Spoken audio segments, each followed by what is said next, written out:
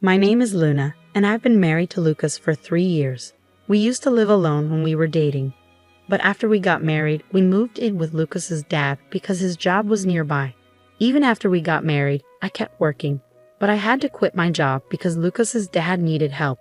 He started having memory problems about 1.5 years ago, and it got worse over time, so he needed someone to take care of him. At first, we thought about sending him to a nursing home, but Lucas really didn't want to. He asked me to take care of his dad at home, so I agreed. Luna, please, let's try to take care of my dad here.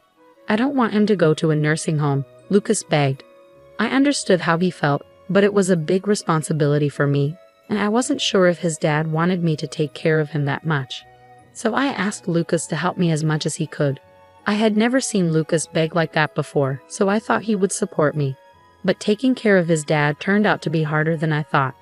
His dad needed help with simple things like walking, using the bathroom, and taking a bath. He could still move around, but he often tripped and fell because he couldn't support himself. So Lucas and I decided to change our house to make it safer for his dad.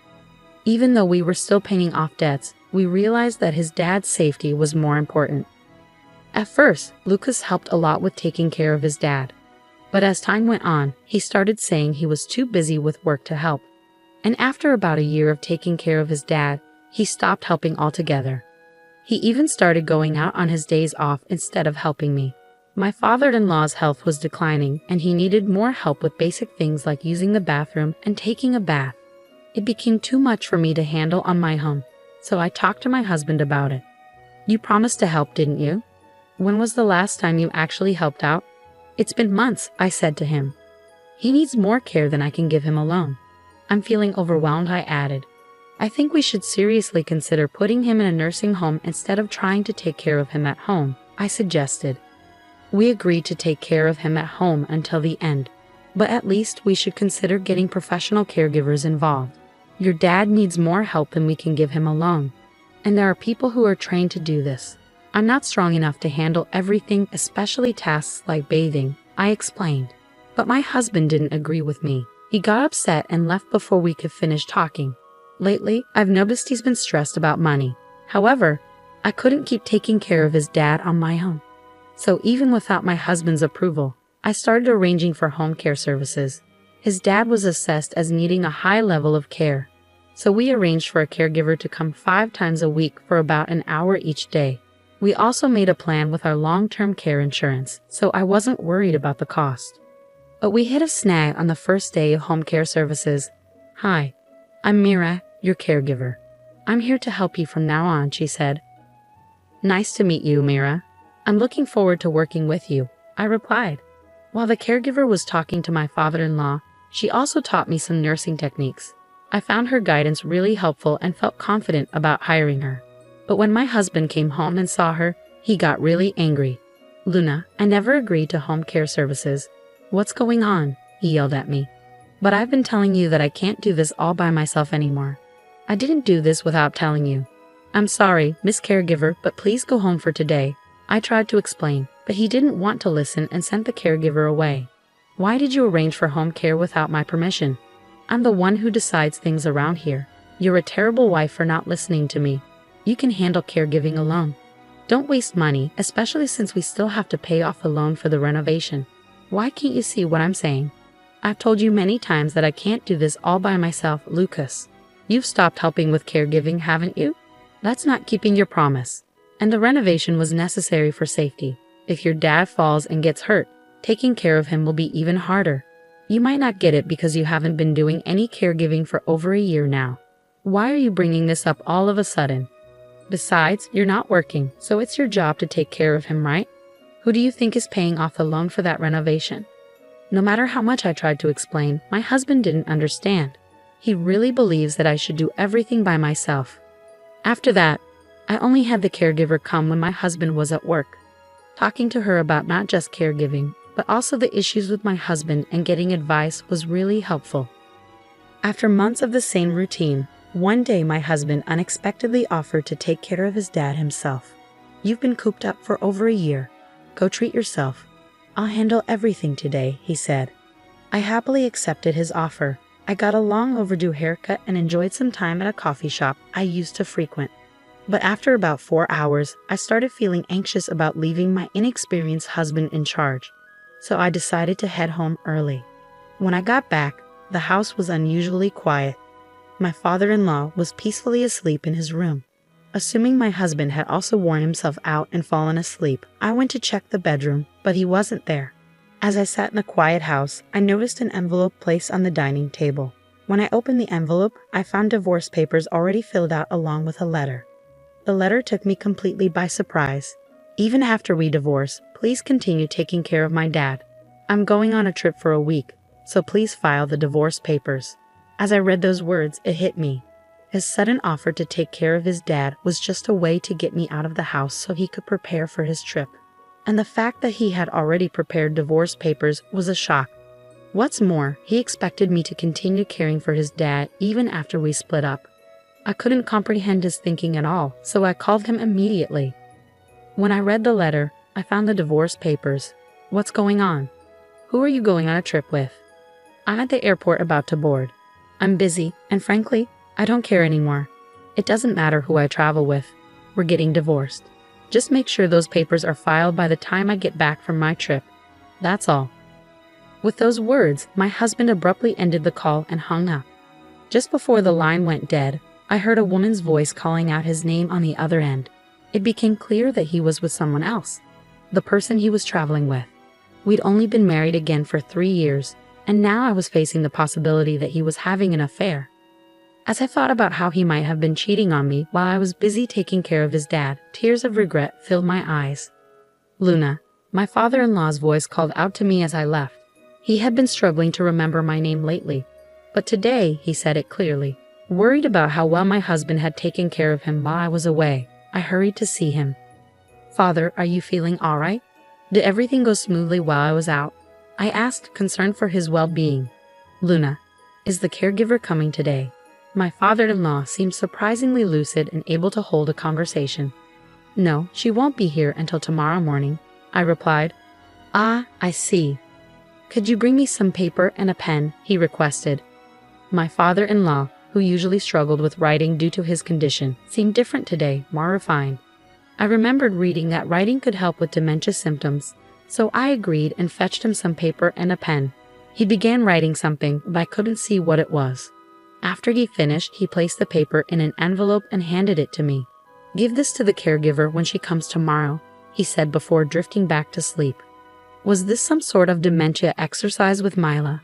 Although I was curious about the letter's contents, I decided not to peek. Later, when my father-in-law woke up, he seemed to have forgotten everything, even my name.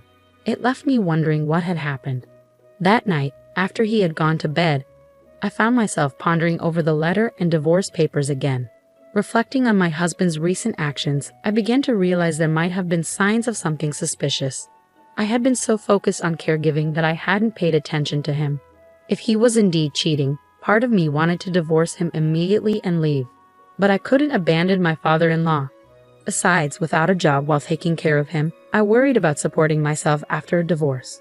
As morning arrived, I still hadn't made a decision. Mira came by, and I handed her the letter from my father-in-law. After reading it, she approached me looking troubled.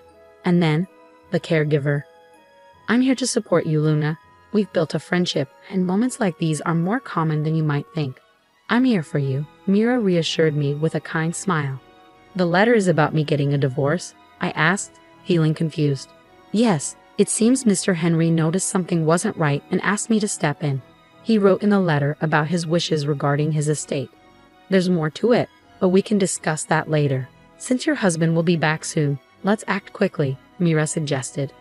With that, Mira arranged for another caregiver to take over Mr. Henry's care and urged me to follow her. We ended up at a law firm. Mira, why are we here? I asked, puzzled. You'll understand once we're inside, Mira replied cryptically. Even though I was still confused, I followed Mira into the building. Thank you for coming today. I'd like to discuss a request I received from Mr. Henley regarding gifting property during one's lifetime. Specifically to you, Luna, the lawyer explained as we took our seats. The lawyer handed me a document and said, yes, it's notarized. Mr. Henley requested this document prepared by Mira. It states that Mr. Henley wishes to gift you $36,000 and his apartment during his lifetime. Stunned by this revelation, Mira started to explain. On the first day of my home visit, Mr. Henley mentioned this. He wanted to express his gratitude to you, Luna. However, as you weren't legally adopted by him, he couldn't pass on his assets to you through inheritance. So he decided to make this gift during his lifetime. I'm incredibly grateful. I need to thank my father-in-law right away, I said, feeling overwhelmed with emotion. Before we head back, there's one more place we need to stop by, Mira said, leading me out of the law firm. We made another quick stop before finally returning home. Once we were back, I expressed my heartfelt gratitude to my father-in-law, even though he didn't seem to fully understand. I kept telling him how thankful I was. Sadly, 3 days later, he passed away due to complications from his worsening dementia. I tried calling my husband, who was still traveling abroad, but he didn't pick up, perhaps assuming it was about the divorce. There's no other option, Mira said, guiding me through the necessary arrangements. As we gathered with relatives to make preparations, my husband's absence, being the biological son of my father-in-law, was a point of contention for some. 2 days later, my husband returned home, completely unaware of what had transpired. He was immediately bombarded with questions from all sides. Hey, help me out here. I swear I'm not cheating. I was just taking a vacation to unwind after being a caregiver every day, my husband protested. You can't lie twice. Even if you claim you were caregiving, there's no evidence to support that, I countered. I know for a fact that you went on that vacation with your mistress. Security cameras at the airport caught you two acting like lovers, I added firmly. With that revelation, my husband seemed to resign himself to the judgmental stares from the relatives. Several days later, once the tension had eased, I proceeded to file for divorce. I planned to move into the apartment my father-in-law had gifted me before his passing. As I made preparations for the move, my husband called. Luna, where are you? I just found out that I'm not the beneficiary of his life insurance, you are. All I was supposed to get was his life insurance. What are you going to do about this? He demanded. What did you tell my dad while you were taking care of him? You and that female caregiver must have conspired together.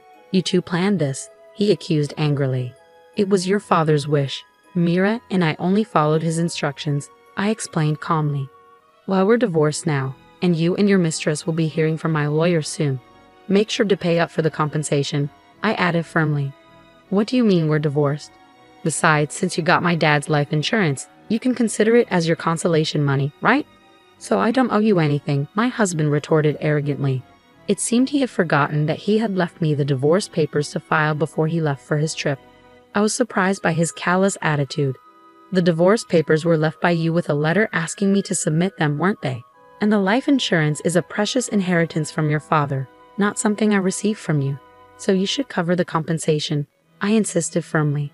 My husband was speechless at my words, unable to respond. We realized we weren't making any progress and decided to end the call. He continued to call several times afterward, but following Mira's advice, I changed my phone number. I still see Mira occasionally. Even after my father-in-law passed away, she did more for both him and me than my own family, including my husband. I'm truly grateful to her. Eventually, it seemed that the truth reached my husband and his mistress, and I received a call from their lawyer. Lucas told me you were the one in charge, even though I didn't know the full story. I'm sincerely sorry for going on that trip while Lucas's father was struggling. I've already paid the compensation, and I don't plan to see Lucas anymore, she said. That's how things went down. I thought they might refuse to pay, so I was surprised when they didn't. I can't figure out why someone smart like her would fall for my husband. Anyway, he ended up having to pay her in bits. She was pretty well off, and my husband, trying to impress her, spent almost all his savings. I even heard he paid for a fancy trip out of his own pocket. Whether he blew through his savings or not doesn't really matter to me. I'm determined to make him pay back every cent, even if it takes a while. Luckily, we have a family home under my father-in-law's name, so finding a place to live won't be an issue. But with the payments for the loan we took out for elder care, along with the compensation we have to pay each month, it's going to be tough. Even if we deduct it from my husband's paycheck, he won't have much left over. And since our relatives all know about it, he can't exactly ask them for help. I hope he learns from his mistakes. I moved into an apartment my father-in-law gave me, which I get to keep for life. Life's comfortable now. I'm using the money I inherited from my father-in-law to study caregiving. Mira's helping me out too. I want to be a caregiver like her, someone who can really support families.